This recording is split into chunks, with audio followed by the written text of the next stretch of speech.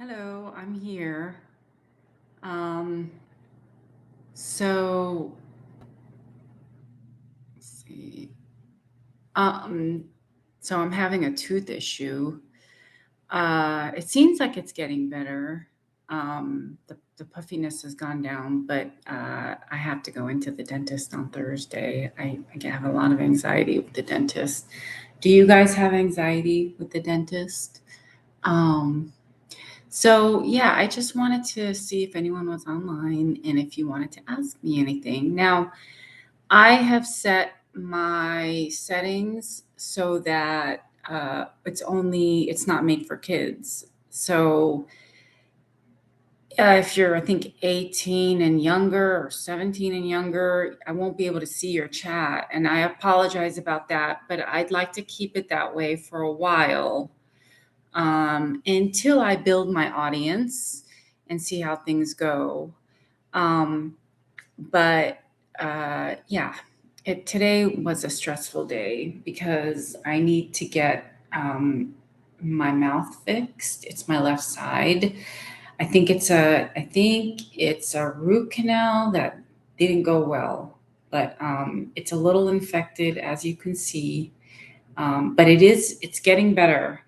And I think what I have to do is use the right, is brush my teeth, obviously, and make sure I'm very careful and not eat on that side until the dentist sees it.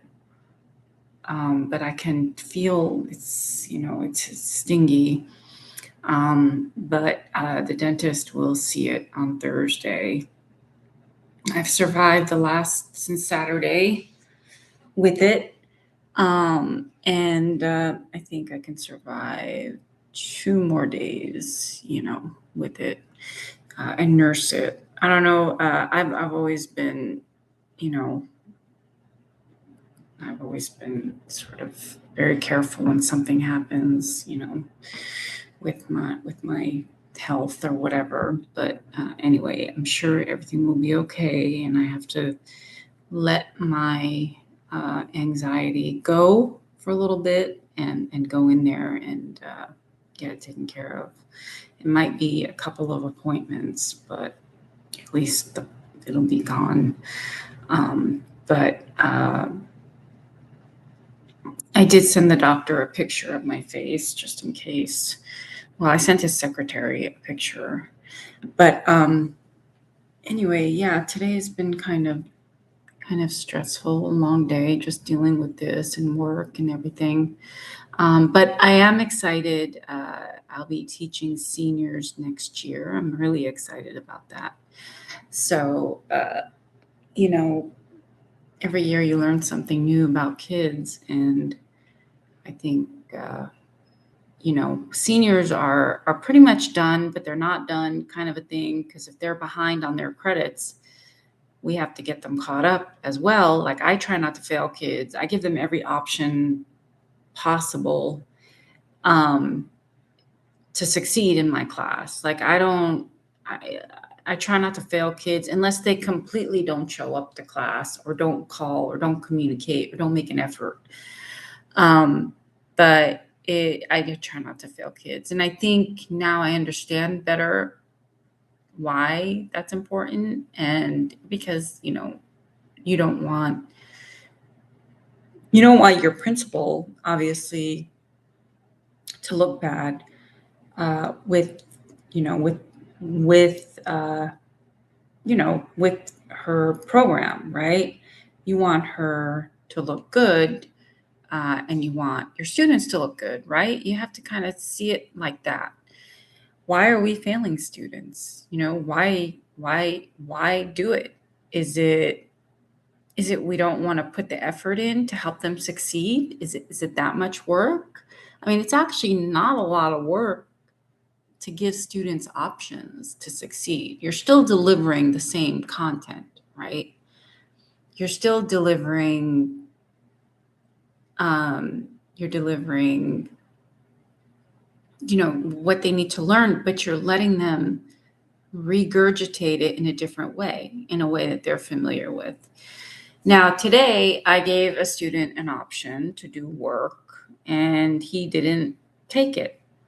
And he just said he kind of didn't care. But he's also a 10th grader. I don't know what it is with 10th graders. When I was in 10th grade, it wasn't that I didn't care. It was that I was sort of zoned out, but I was still a good student. Like I would do my work. It wasn't the best work. I was struggling. But I still passed with a good, decent grade. Um, and, you know, I tried my best and whenever I struggled, I got help. It, but I also went to a really kind of tough school. I mean, tough meaning for me, tough. Like it was very, they wanted to, they push you.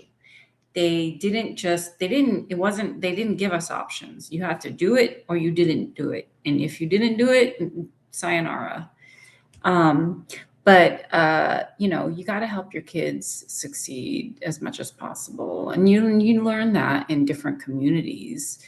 I live in a suburban community, a pretty suburban community. I may live next to a really nice high school but I work in a rural area. So I understand both sides. But it is important to help students succeed. When they go on, who knows what their next level is. If it is going to college, they're not going to care. College professors don't care. I've taught college.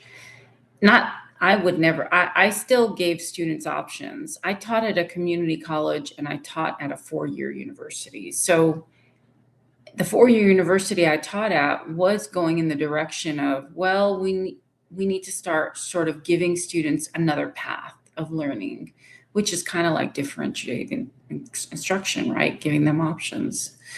So I already kind of was aware of it, but it was more to the level of college level. That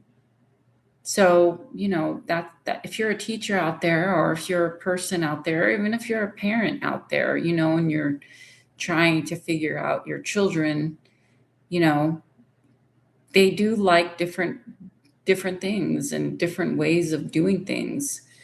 If you want them to do a chore and they don't want to do it, you can give them a chore, but the same chore, but maybe have them do it a different way. So maybe to sweep the patio or sweep something, instead of having them use a big broom, have them use a small broom or something, just to make it easier. But at least they're feeling like they're doing something, right?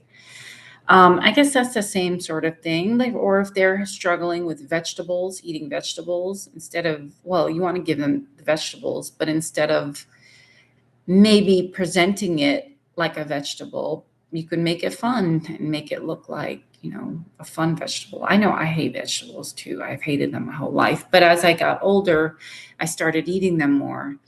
And the way I sort of do it so that it's enjoyable is I put Italian seasoning on it, and I put maybe some lemon if I'm in the lemon mood. And it's tasty, and at least it's tasty, and it's a little spicy, but it's tasty, right? It's not really spicy. Italian seasoning is not spicy, but yeah, I mean, so that's sort of what I do. But I'd like to get to know you. I mean, even if I end this stream, tell me something about yourselves in the comments. If you're a teacher, how do you differentiate instruction? How do you motivate your students? I'm good at motivating students. I am pretty good at it. I think I've always been told that. And part of the way I motivate students is I show them the light. So instead of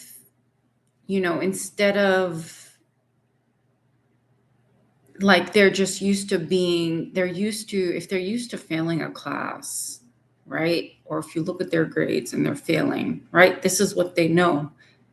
They already know that they already are in that negative mode, right? But they come to your class and you tell them, okay, Well, here's the deal. You're not going to fail my class, right? You give them hope, right? So you first give them the hope, and then you lead them in that direction, whatever it is. Like, I have a student who is struggling, and but I'm there's part of her coursework is quizzes, or are quizzes. And yeah, those are pretty cut and dry. So if she's struggling with multiple choice or whatnot, it may not be great for her. Okay, so in that department. But if there's another part of her coursework that's like qualitative, right, where she can write or she can do something else. So if it's like writing and she doesn't like to write, I'll give her an option of creating images, or creating a storybook or creating a graphic to help her read, or to help her, communicate what she's learned. So I'm in that, department with her. I'm telling her, just make your effort with the quizzes, do your best. And then you have the other part. So, okay, so let's say she does, or he does, or she does fail, you know, every quiz. Okay, so that's an F. But if she does really well with the other part of her assignments or his assignments, you get an F and an A. You get a C, right? And then that at least gives them hope, and that at least helps them make an effort. So I'm working with this particular student to push her through. And then with the quizzes, as soon as she's all done with everything and the qualitative component of it, I am going to let her redo some of those quizzes, right? Why not let your students redo quizzes? I mean, I know it's time consuming. So I realize that, but maybe let them redo it a couple times. And it's not a lot. And I know, like, teaching is a lot of work. It's a lot of work. And it's exhausting. I come home exhausted. But when I see the kids graduate, when I see them walking down that aisle or the platform or whatever it's called, it makes me feel good. And it makes me feel like I'm really doing this for a purpose, a reason. And I just want you to think about those things. If you're a teacher, if you're a parent, if you're an adult dealing with this, adult learners are a whole different breed. I remember dealing with the same song and dance with adult learners.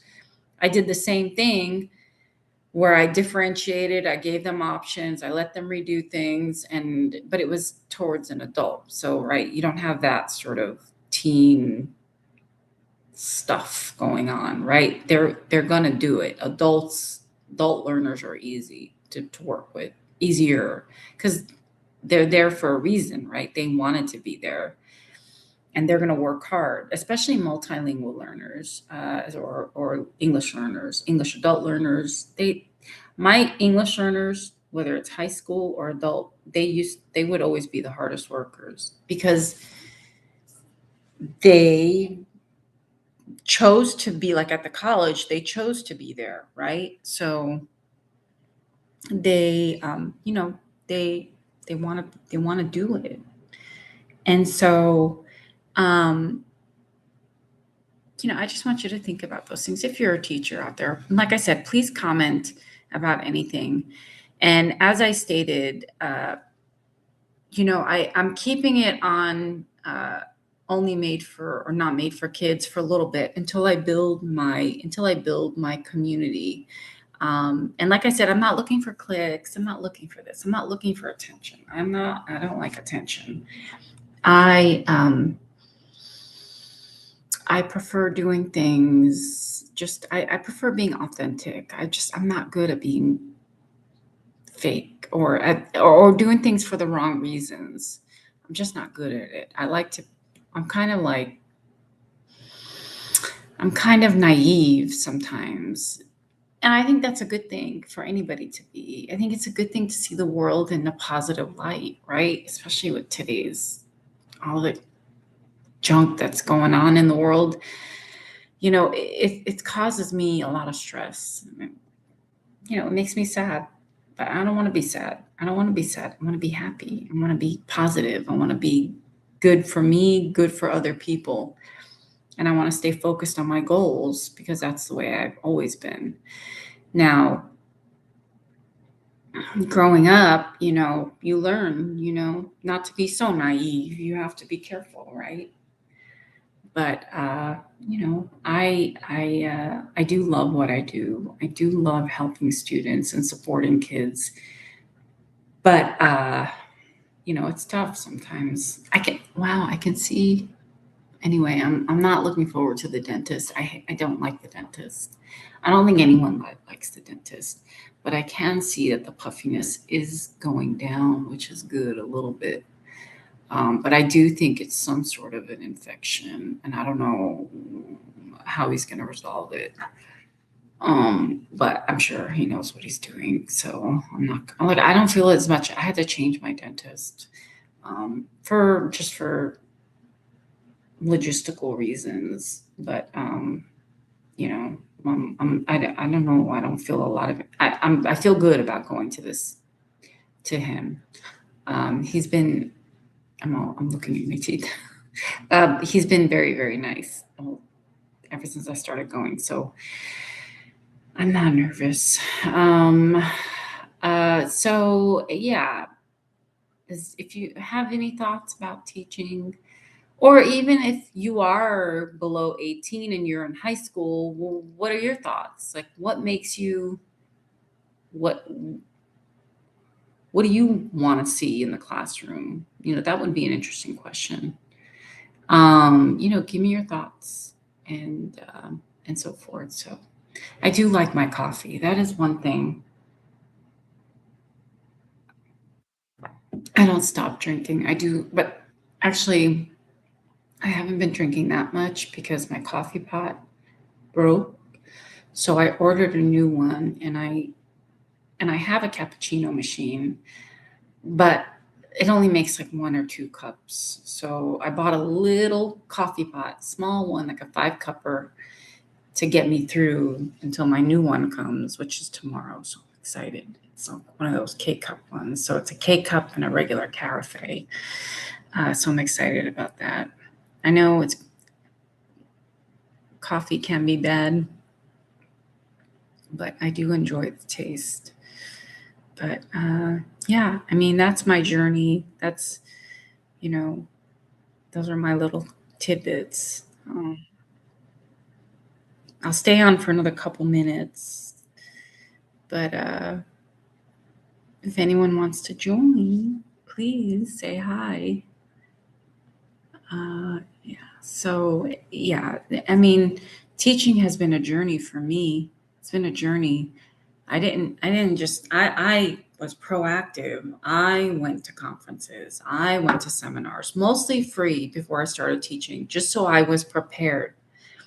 Like, at least with the general, like, what do I do? Because really, you're on your own. You're on your own. No one's going to be there. I did student teaching, and it was hard for me. But I was able to get through it. I struggled, but I was able to get through it with support. I mean, I think I did have that ego thing, like I know everything, which I don't. And I think that's the biggest lesson. You don't know everything. You may think you know everything, but you really don't. Because every year is a whole different group of kids. Every year is a whole different group of stories. Every year is a whole different bag of marbles that we're, dealing with. And, you just have to take it one day at a time. Like even tomorrow, right? It's Tuesday. It's every day is a different day. Every day is a different story. Every day, you never know what your kids are going through. You don't know what your kids are going through. And they're not going to concentrate. I mean, I know that a lot of like that is out there. Like, okay, the kids aren't going to concentrate, right? if they're whatever the situation is that they're dealing with beyond the classroom, how are they going to concentrate if it's a bad situation? And we have to think about those things sometimes. And it doesn't matter where you work. It could be a suburban place. It could be a rural. It could be wherever. You don't know what your child or what the student is dealing with. And I call them my child because I do feel like they are my children. And I know that they're not technically, but in the classroom, I do feel like they are my children, all of them. And I try to fit them in, at least for the moment or the period that I have them with. I try to deal with them. And, some don't want help. So I'm like, okay. But it's like you don't know what they're dealing with. And if they come to your class and you're ready to teach and you're ready to do this amazing lesson, and there's a kid who's dealing with maybe losing a parent, losing a sibling, lose something, or something is going on, losing a friend, going through a breakup. I mean, yeah, those are big things. They're not trivia. It is a little trivia. I mean, trivial. They do sound trivial, like the breaking up thing, not the other stuff. But, it's still a lot. It's an emotional toll. I've had in the past, I had students, crying over a breakup. And I'm like, okay, it's hard, so I'll give them a break. I'll give them a pass. I'm like, okay, just sit and chill. But yeah, I think I'm going to end it. Tell me what you think. You can comment. And like I said, if you're a student or if you're this, tell me what works for you in the classroom. Give me your thoughts. Anyway, I will end this now. Have a great evening and a great week.